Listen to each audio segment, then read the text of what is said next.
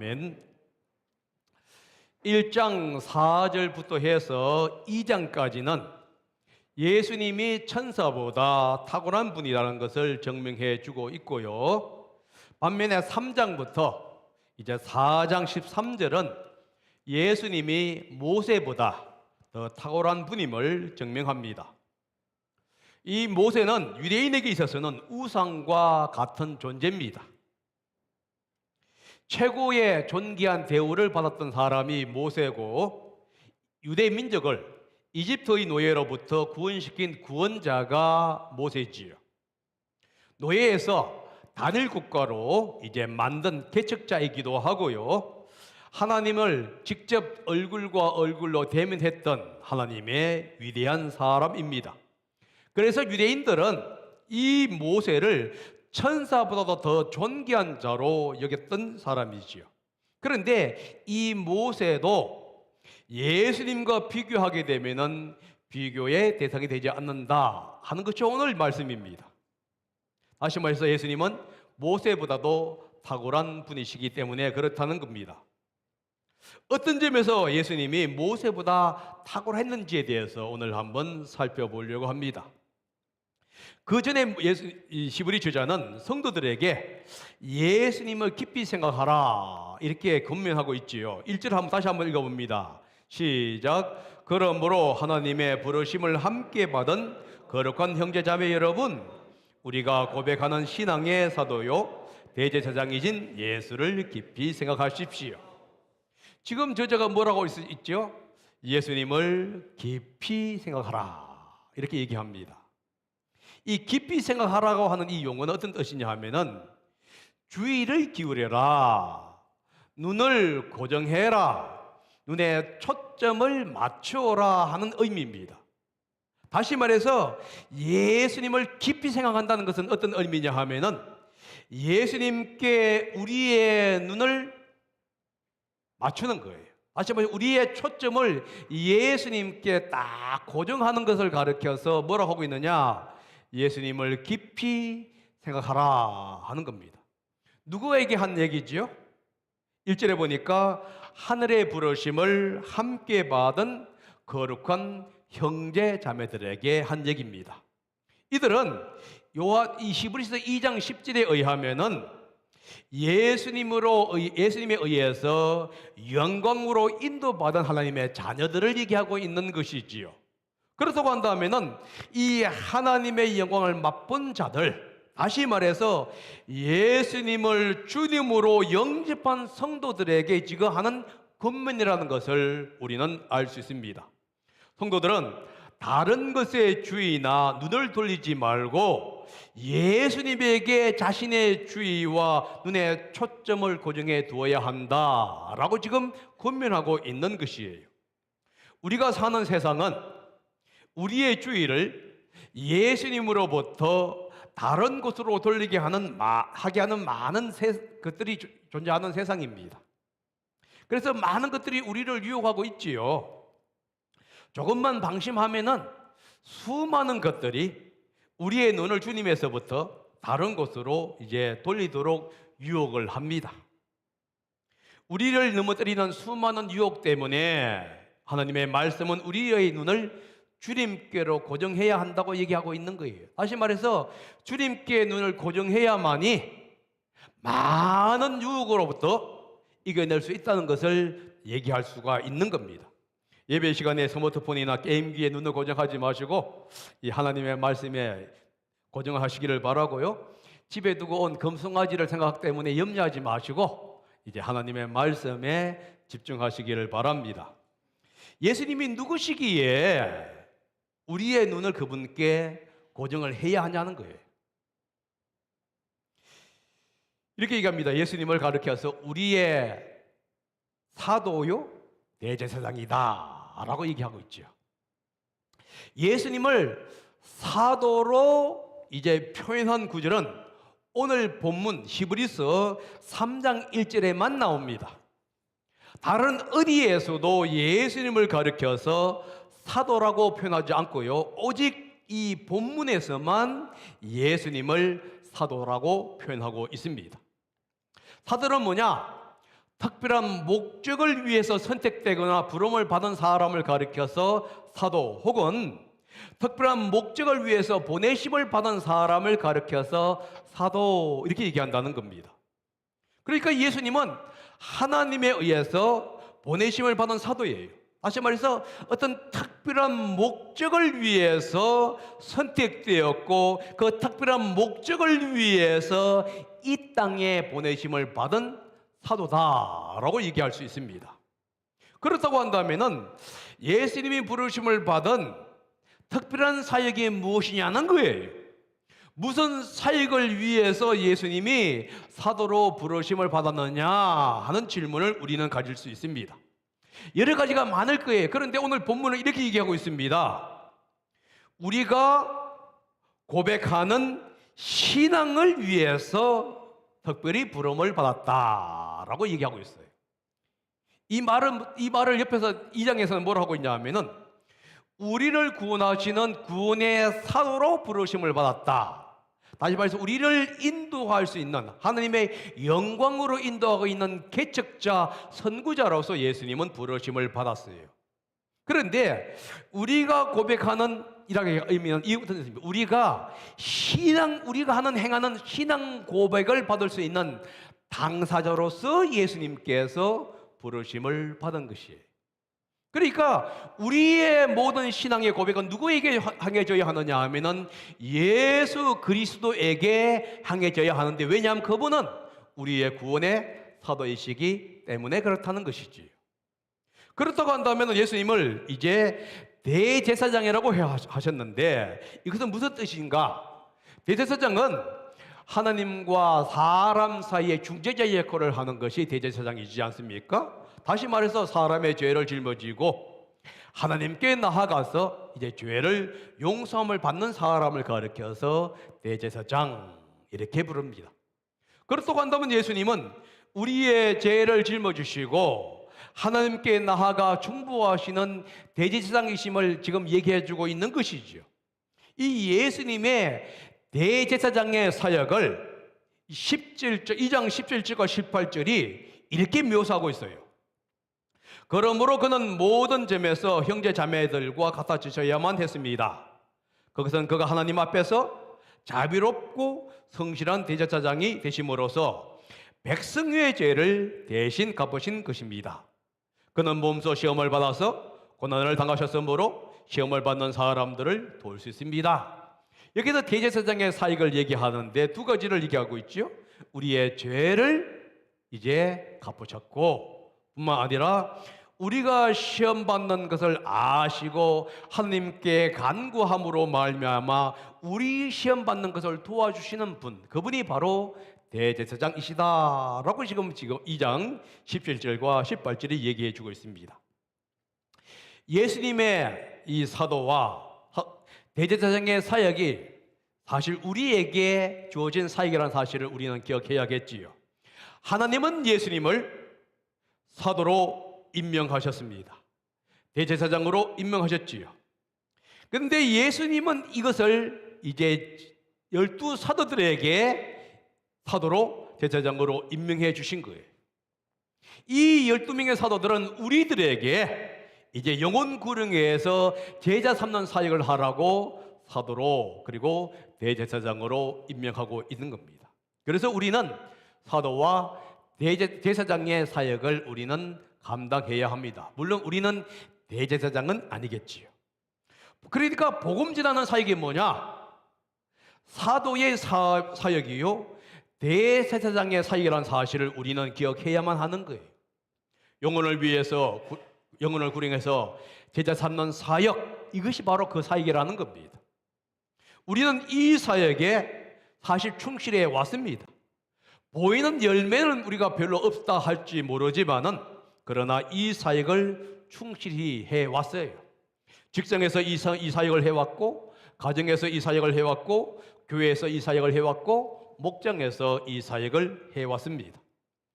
단지 우리는 열매를 아직 못 본 사람들도 있을 것이고 목장들도 있을 것입니다. 그러나 때가 되게 되면은 이 사역에 대한 열매를 주님께서는 주실 것입니다. 사도 시me오 대제사장이신 예수님의 성품은 무엇일까? 우리는 이걸 한번 생각해 보아야 합니다. 그분은 어떤 분이었을까? 그분은 신실한 분이셨어요. 자신에게 맡겨진 사역, 이 사도의 사역과 대제사장의 사역을 그분은 신실하게 행하셨던 분입니다. 어디에 나와 있습니까? 2절이에요. 이 예수는 모세가 하나님의 온 집안에 성실했던 것과 같이 자기를 세우신 분께 성실하셨습니다. 다시 말해서 자기를 세우신 하나님께 성실했다.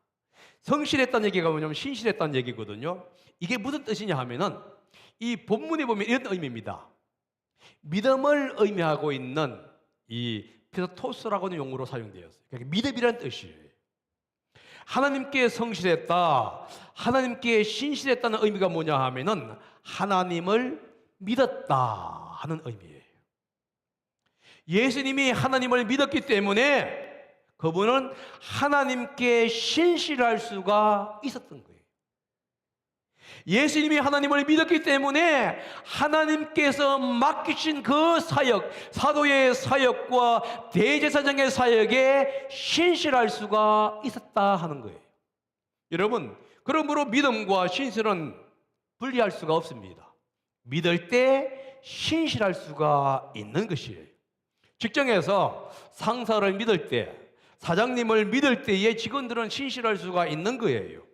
왜냐하면 믿을 수 있는 분, 신뢰할 수 있는 그분이 나에게 이제 일감을 맡겼기 때문에 그렇지요. 그런데 그 사람이 믿을 수가 없다, 신뢰할 수가 없다고 한다면 그 사람이 맡긴 일에 신실할 수가 없겠지요. 대충 눈속임만 할 뿐입니다. 그러나 신뢰할 수 있는 분이 일을 맡긴다면, 내가 정말로 그 사람을 정말 의지할 수 있는 분이 나에게 일을 맡긴다고 한다면 신실할 수 있을 거예요. 왜냐하면 그를 신뢰하고 믿기 때문에 그래요. 예수님이 바로 그랬습니다. 하나님을 믿었어요.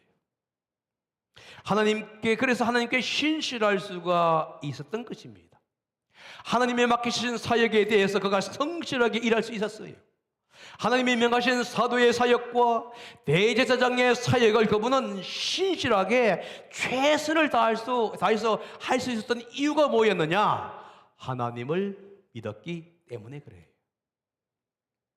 여러분, 믿을 때 순종하고 믿을 때 신실하게 맡은 사역을 잘 감당할 수가 있습니다.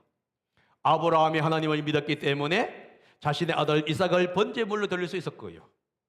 바울이 하나님을 믿었기 때문에 자신의 전 삶을, 생명의 삶을 전하는 그 일에 투자할 수가 있었던 것이에요.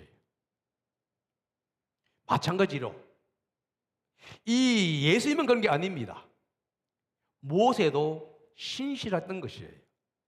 모세가 신실하게 상했습니다. 저자는 모세는 신실하지 않았고 예수님만 신실했다라고 본문은 얘기하지 않아요.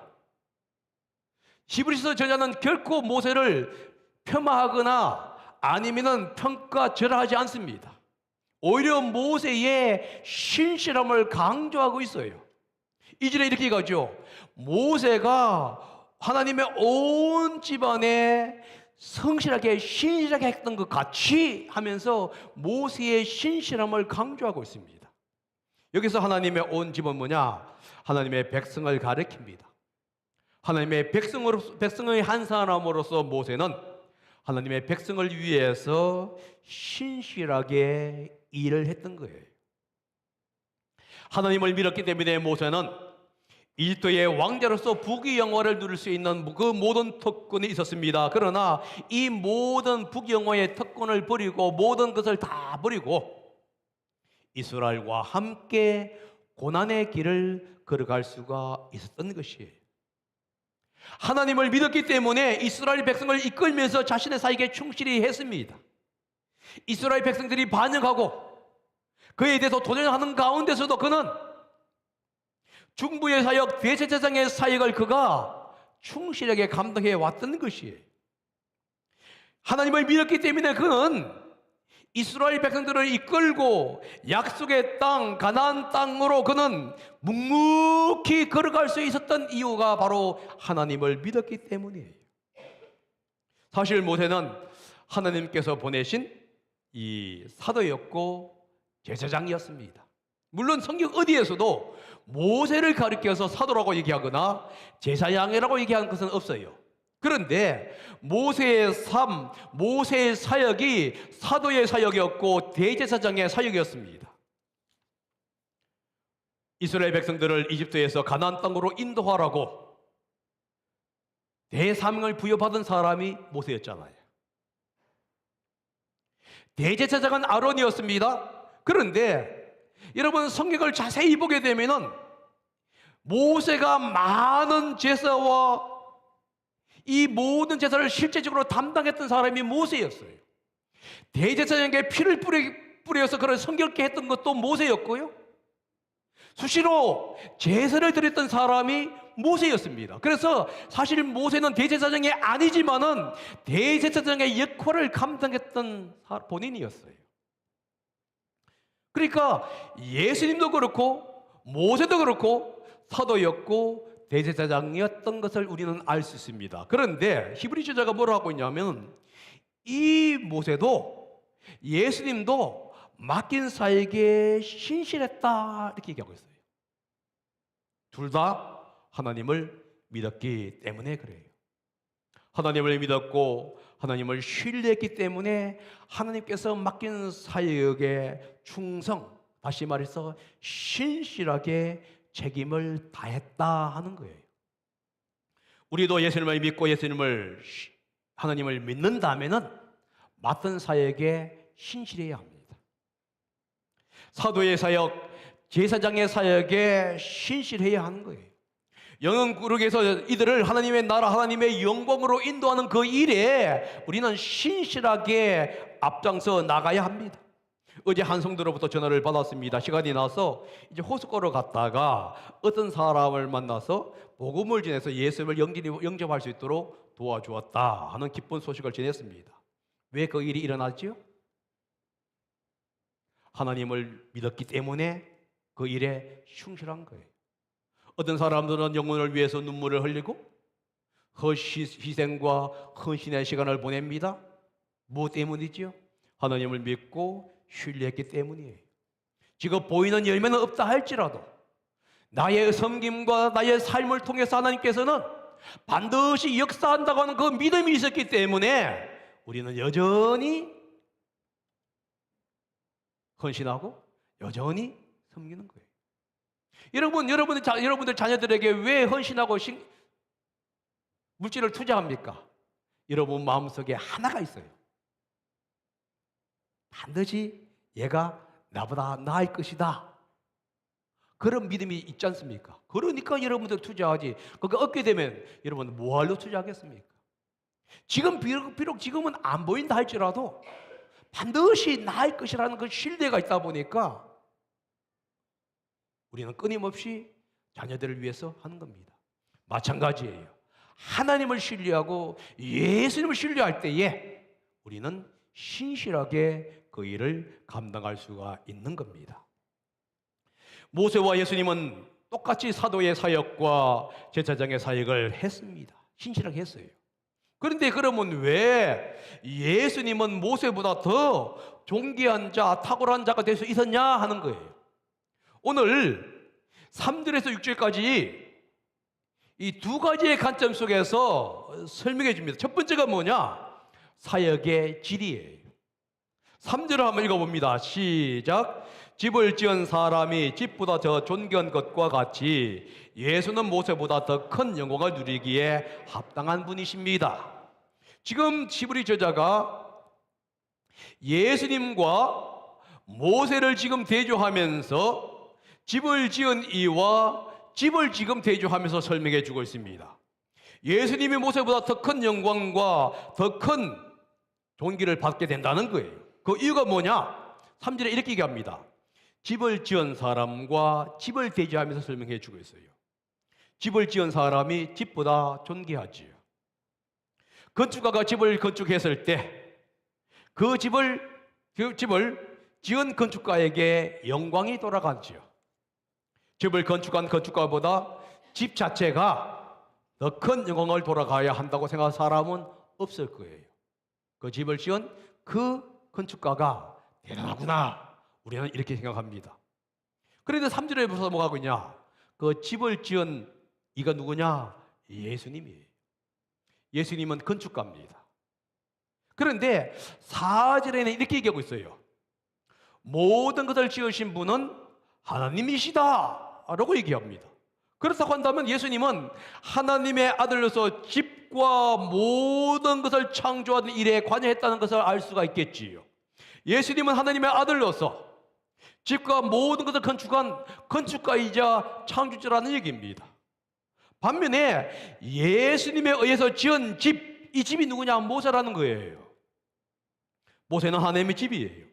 구약에서 이 하나님의 집을 얘기할 때에 이스라엘 민족을 가리켜서 하나님의 집 이렇게 얘기합니다. 신약에서는요, 성도들의 모임, 다시 말해서 교회를 얘기할 때에 하나님의 집 이렇게 얘기하죠. 이게 디모데전서에도 나오고 에베소서에서 나오는 얘기가 아닙니까? 다시 말해서 모세는 누구냐?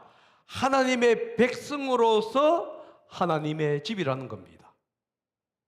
모세는 하나님의 백성이었으므로 하나님의 집의 일부였다는 것을 우리는 알 수 있습니다.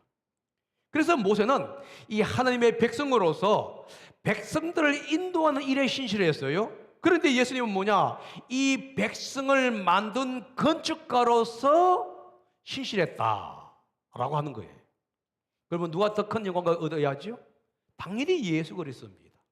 모세보다 예수님이 더 큰 영광을 받는 것, 이건 자연스러운 일입니다.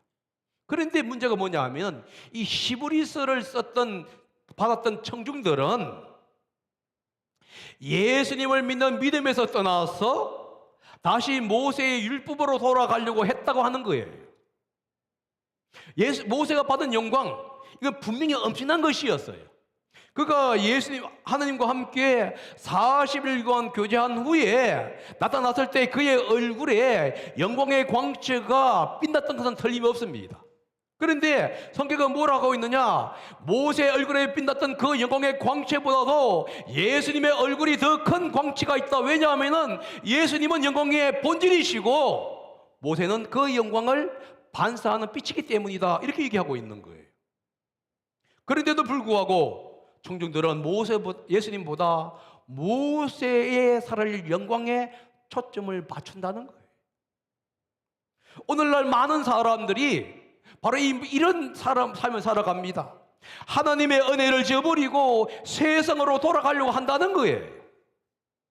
하나님을 섬기는 일이 조금 힘들다고 해서 이 세상을 하나님을 벗어버리고 예수님을 벗어버리고 세상 일에 더 많은 관심을 가지는 거예요.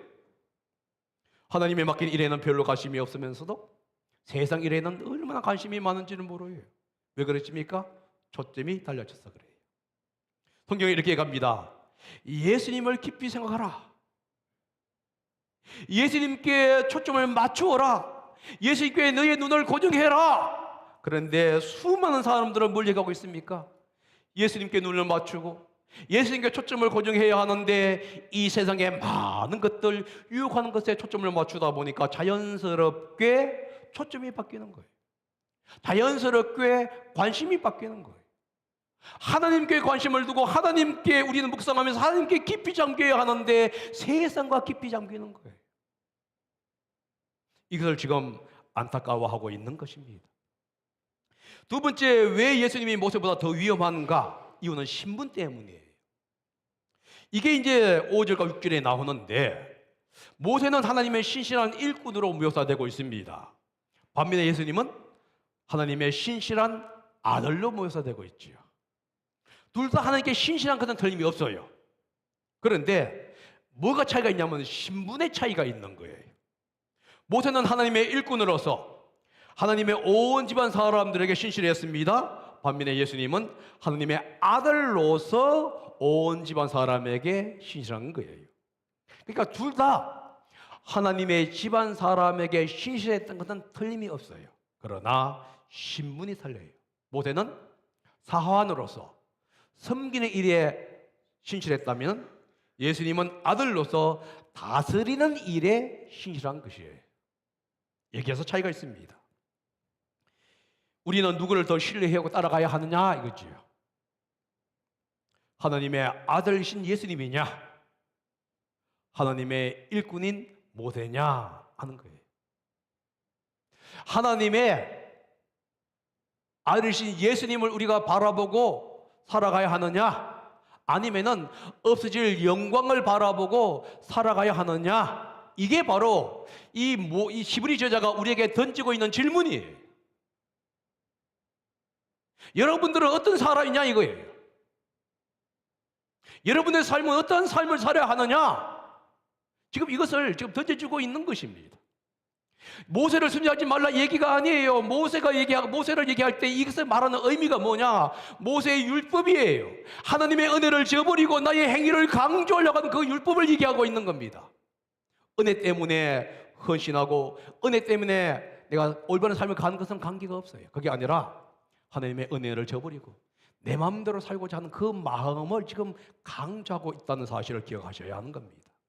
히브리 저자는 이렇게 얘기합니다. 우리의 하나님의 집안 사람을 가리켜서 우리 성도라고 얘기해요. 6절의 하반절에 그죠? 우리는 하나님의 집안 사람입니다.